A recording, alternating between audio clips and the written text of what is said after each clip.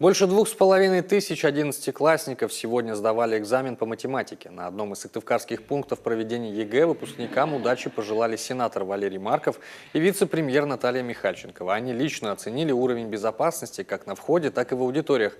Проконтролировали, как печатают материалы для ЕГЭ. Кстати, профильную математику выбрали больше половины всех выпускников региона. Еще одним популярным предметом на выбор стало обществознание.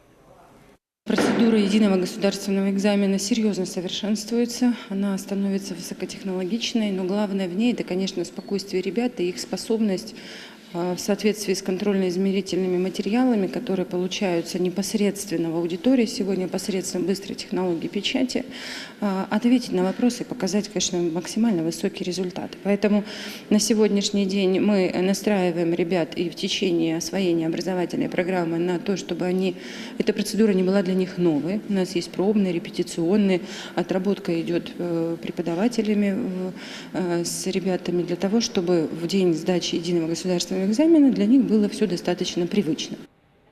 Самым тяжелым днем для организаторов проведения ЕГЭ станет 6 июня. Больше 4500 выпускников КОМИ будут писать обязательный предмет «Русский язык».